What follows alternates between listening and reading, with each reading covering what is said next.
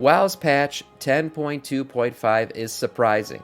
I agree for the patch notes we watched. Let's see what Bellular has to say about some of this. Welcome back. So, World of Warcraft's next patch has been revealed, Coming in and honestly, January. it's kind of bigger than anyone thought. I mean, seriously, it is, and parts of it will ripple into the future. Yeah. Potentially in a big way. I never thought we'd be retaking Gilneas and a 0.5 patch of Dragonflight. I thought that thing was coming later down the line, so this is crazy. Now, we can expect to see this on the PTR either already by the time you're watching this video or within like a day or two. I personally expect to see this patch go live January 2024. I mean, hell, even take a look at this roadmap. It basically looks like it's a little slice of the currently unrevealed 2024 roadmap for World of Warcraft. Interesting. And Gilneas is in the background. I didn't even notice that before. Now, of course, our headline features then. We've got worldwide dragon riding. We've got the Azerothian archives, whatever they may be, reclaiming Gilneas, yes, it's happening, follower dungeons, epilogues, new customizations, and a Love is in the Air update.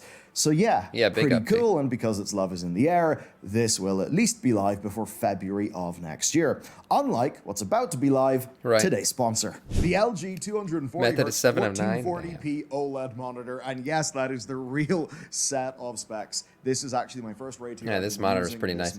Yeah, the race to world first, like I said, I knew the big boys were going to just power through. Remember, they weren't anywhere on the charts before? Now, like, I think the top 3 are Method, Liquid, and Echo.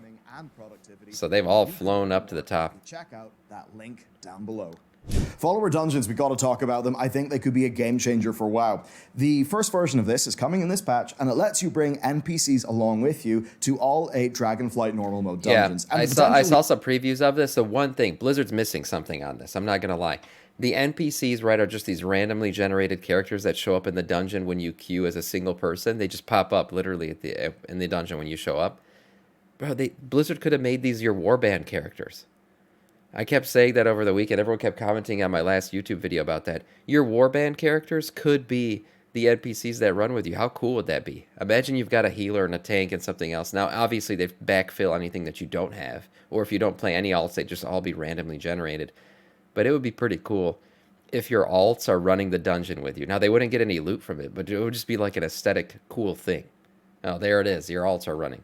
I think that'd be awesome. Here is just crazy. So dungeons, right? They're often major parts of a zone narrative, but so many people just skip them. Maybe they're a DPS and they couldn't be bothered for the queue, whatever it may be, they just skip. Whereas here, you can pick up your dungeon quests, go into the dungeon, and just do it. Yes, everyone will be able to solo a dungeon with a bunch of NPCs.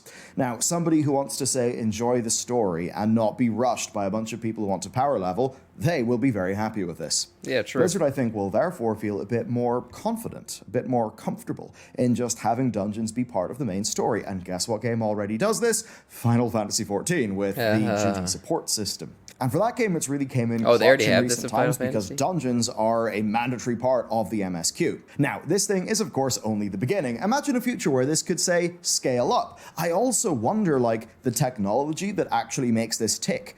I mean, how could that be used in the future? If Blizzard wanted to do essentially big solo boss fights, oh my god, that'd be crazy. AI raids, that'd be insane. But one thing I would say that I would hope maybe they'd bring this to eventually is when you're doing the quests, you know, and there's like some kind of world boss out there or something you got to kill in a quest line, and you know it says requires 5 players. It'd be kind of cool if you could just bring 5 AI. Now, I personally like to interact with people more in the game. I like the massive multiplayer part of an MMO, but people who just want to single play this game, that would be a nice option for them. NPCs, could they actually do something like that as a part of a narrative? Follower maybe to raids, have us actually fight a main villain of an expansion alongside Anduin, Ilaria, any of those characters. That could actually make for a really cool set piece moment. If the the sort NPCs of set are piece AI. moment that Blizzard haven't really been able to do. Yeah, that'd be cool if in the raid the NPCs were like main characters, like from the game. In a way that has felt that authentic. Kind of interesting. Basically, I just see the potential here to Did massively it? I mean, Blizzard technically did that already, right? In the remember the Illidan fight where we go back in time and you redo the Black Temple fight? That was an all AI raid. You guys remember that? That was essentially, and you were Illidan.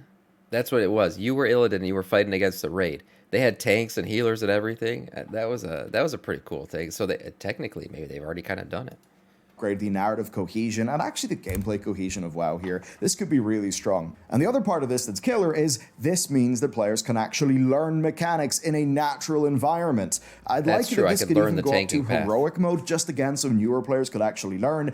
Performance anxiety is absolutely a big problem in group content. The community is not always embracing to players who don't exactly know quite what they're doing yet. Features like this then could really be a big part of that solution. Now, will I use this much outside of leveling and not wanting to do the dungeon queue? Honestly, probably not, but I think it's a really good, healthy feature for the game, and if they're able to do this, I then get excited about what other things they could potentially do, and also it is yet more evidence of Blizzard building the evergreen future of World of Warcraft, where these are just features that will stand to the game for ages. Also, come on, warbands. Everyone's kind of thinking the obvious thing here. If you could do a dungeon with a bunch of your characters, that would be fairly interesting. I think that'd be cool. I mean, progression-wise, that could be a nightmare if they really wanted to go whole hog into it. But anyway, it's something they could do. Let's talk about Gilneas, which they are doing. So the Yggdrasil ending had people over on Twitter wondering what's going to happen to the Worgen next. And yeah, they didn't have to wonder for too long, because now we know. King Greymane is ready to retake his kingdom, but Gilneas is not as empty as he expected, according to their blog post. Who's there? What's going on? Blizzard have been quite inconsistent with Gilneas for years. To just put some of the pieces together, though, before the Shadowlands epilogue, Gilneas aesthetically is one of my favorite cities in the game. It's such a cool looking city. The rainy effect, I don't know. I always liked it a lot. Some Bloodfang Pack members, maybe some Forsaken around there, with much of it obviously just being ruined and abandoned. But in the Shadowlands epilogue, Kalia Menethil sends a letter to Gen saying that she's going to withdraw the Forsaken forces from Gilneas. So essentially, it seems we can't retake Nomergon. It just can't happen. Like I said before, we fought the Scourge, we fought the Burning Legion, interstellar threats. But leper gnomes are on a whole other level. I don't know if we'll ever defeat the leper gnomes of Nomergon. We'll see. That's we'll lose a lot of power block, right? Big geopolitical body has got a foothold there. And as for the regions around it, well, near it you've got Tol Barad, which is held by the Alliance. Then, according to Exploring Azeroth Eastern Kingdoms, the Alliance has reclaimed South Shore, which does suggest a decent foothold in that region, though the book does note that there are still plenty of Worgen and undead going around the zone, right? Arathi, then. Arathi is in Alliance hands firmly. We're starting heroic today. Of course, up to the north, Silver Pine Forest appears to now be in fairly firm Forsaken control, following their Heritage questline where they fended off that incursion from the Scarlets. And all that means is we've got a total power vacuum here, and those are always great for narrative. Well, Kalia also said that weren't they going to withdraw all the Forsaken around Gilneas?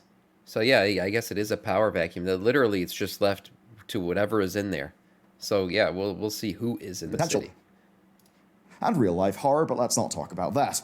Threats then. I think renegade human threats could actually be a thing here. Of course, you've got the Scarlet Brotherhood propaganda. The Scarlet you've got Monastery, the recent resurgence of the Scarlets, who are not fully defeated in that Forsaken quest. Because A, they were portaling fresh troops, like reinforcements in from somewhere, and B, there's a large group of Crusaders that are confirmed, as of Exploring Azeroth Northrend, to be in that big Crusader harbor at Northrend. So, yeah, they could be there. Could be bandits, could be rebels, could be something tied to the Blackwald, which is the location where Hearthstone's Witchwood expansion was set.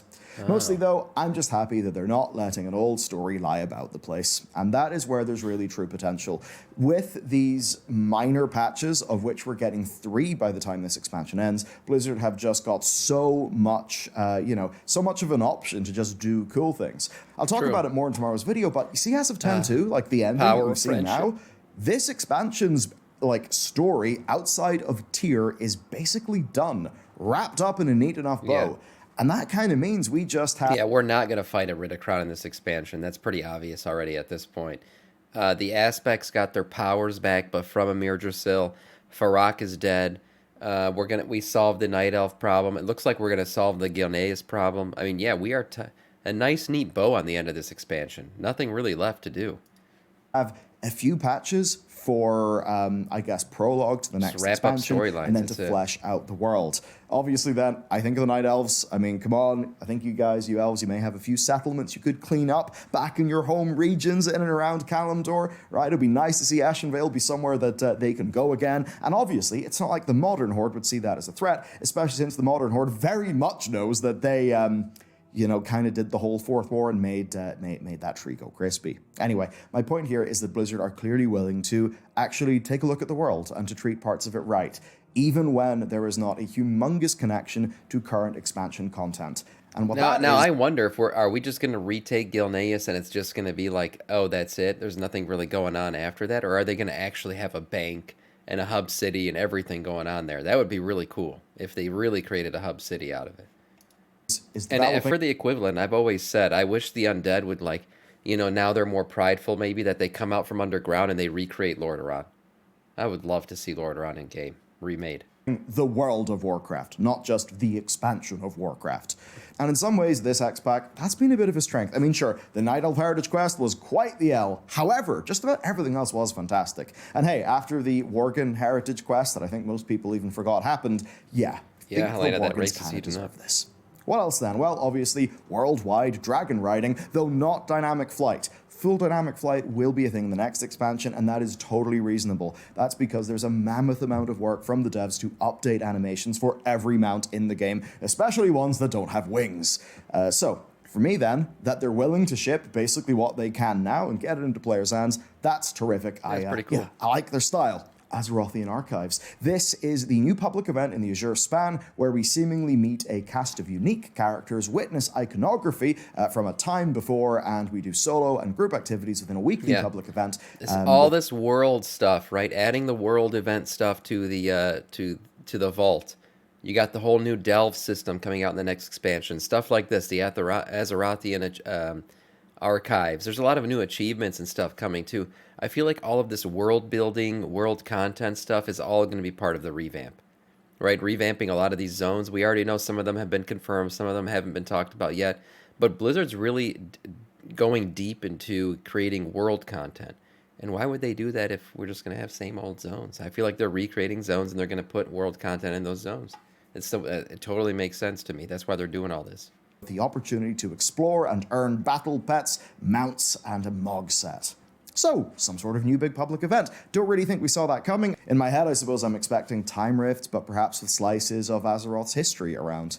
It's hard to say Also, exactly, they need to but bring back I think events archaeology. like this are actually really welcome. I mean, as an example, take Time Rifts. I mean, I'm primarily a raider, you know, sort of casual raider. that'd I'm be primarily cool, a kid. raider, but even the Time Rifts that they did in 10.1.5, those kept me going a decent few times a week for a month. And that sure is time where otherwise, having already done Aberrus, I wouldn't really have been playing the game, so they're totally welcome by me. Then some customizations. We've got 5 new hair Glimmer will colors start coming in grouping for up soon. trolls, as well as customizations for the Draenei, for the Warlock, Tyrant, and Dark Glare, Yeah, plus some more customization achievements being thrown in too.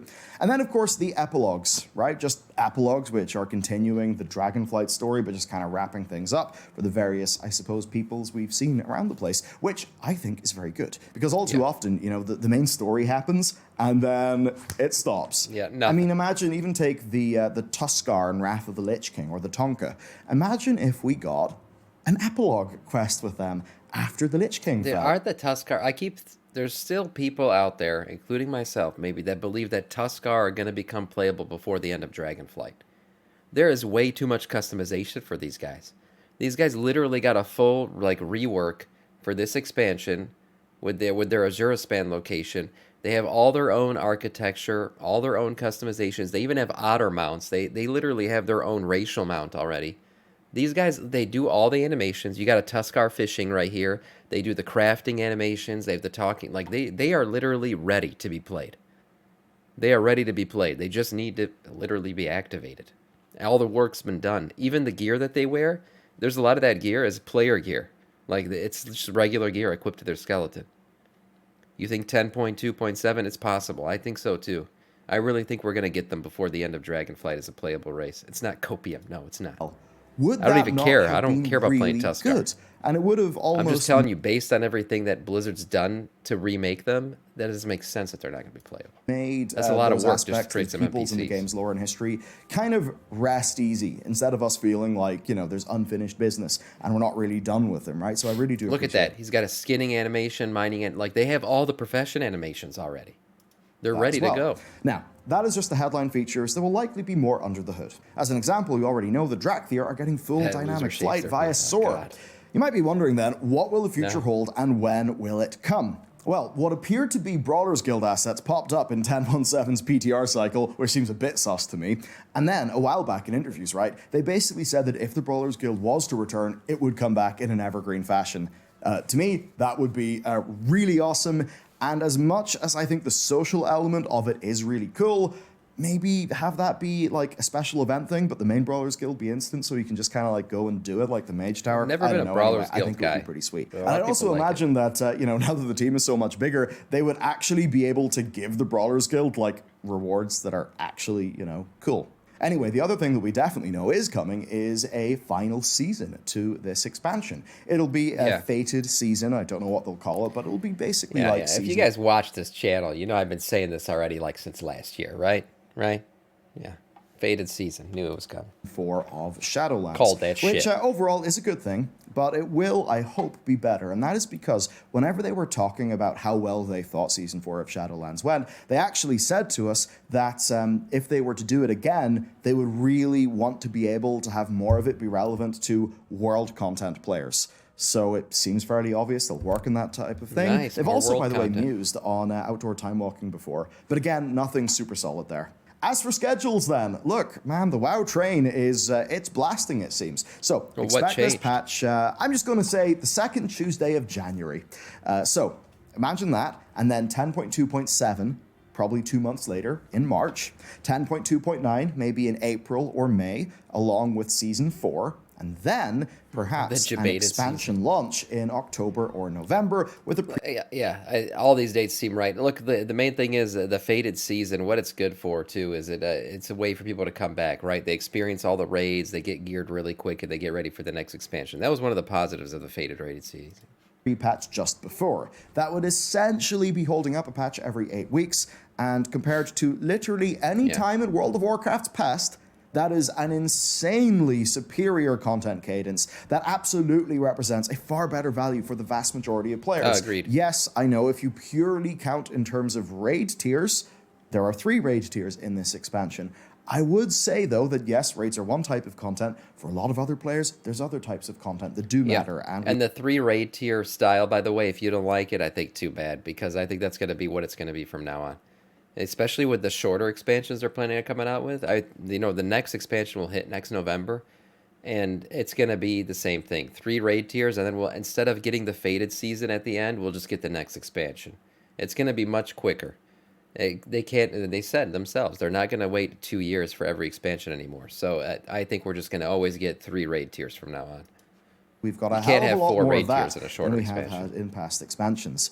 So I suppose for me, I'm just left thinking that I want whatever strange narrative funk or weird phase that they're in right now. I kind of want that to be over because, and it's not that the narrative is bad, it's just that it's so all over the place. You get some of these really like beautiful, touching, well executed, well voice acted, even well written moments, just interspersed with the absolute goofery of the final, the Farak cinematic. I mean, obviously didn't have Farak in it, but you know what I mean. I just want that roller coaster. I wish they. By the way, this cinematic. You know what my main problem with it? It's not the fact that like they got like Farak died and splooged all over him and gave him and the tree released its seed and all that shit on them and gave them their powers back. My problem is that Farak didn't do anything. Like that guy was like he had his great. He was starting to be built up a little bit to kind of like this Joker-esque villain. He was kind of fucked up in the head, and that was what we wanted to see.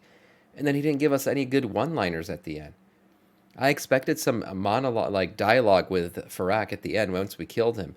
But he literally just like, we 0 HP him, he drops to death, and then that's it. We never talk. That's it. He's done. He's done. All that buildup was for nothing. We never understand why he was doing what he's doing or anything like that. He's just dead. Doesn't have any good sibling. He could have had a cool moment with Viranath or something. I don't know what. or you know, he goes out like Garrosh. Who knows? But we'll never know because he just becomes a corpse, and then we move on to the dragons getting their powers back. Be over, because for real, the game, aside from that, it is stronger than ever. It is firing on all cylinders, raring to go. I mean, when I first started making He's content, dead, Sam. He can't talk. very soon I ran. Okay, but Arthas was dead too. But he at least gave us his final line. You know, they could always play it that way. But no, Faraki was just 0 HP. And he's done. To Siege of Orgrimmar, which lasted for 14 months. Damn. And it was a hard 14. That's Like, crazy. beyond a few XP and Legendary Quest catch-up events, that was it. So, man, yeah, we're eating so Should much have had better now. Virenauth It's kind of freezing to crazy. death. This has definitely whet my appetite. They said there will be a few surprises coming in the in the continued support for Dragonflight. I imagine we've got one or two of them here. I wonder if there will be any surprises for the future patches. Okay, let me know what you think. Thank you very much for tuning in. And of course, you can check out this video over here if you want some more WoW-related entertainment, and I'll see you over there. Yeah. Well, no, technically, he changed his last song. No, King Julian, I mean, technically it would be 3 contents. Yes, 2 content patches, but 3 sets of content. You get the opening set, right? What comes out with the expansion when it first comes out, and then you get 2 patches of added content on top of that. So you basically get 3 chapters. That's what it's going to be. 3 chapters to every expansion from now on. And that's how the story, you know, beginning, middle, and end. That's how every story is going to work out from now on. Well, good morning, Brad streaming. And that's what I think they're going to be doing from now on. I can't imagine a 4 raid, you know, expansion, and it's shorter than what we currently have. That doesn't box with me. I don't think they're going to be able to do that. But good video. Yeah, and excited for 10.2.5. I think it's going to be a great 0.5 patch. I love the lore of retaking Gilneas. I'm excited to do that.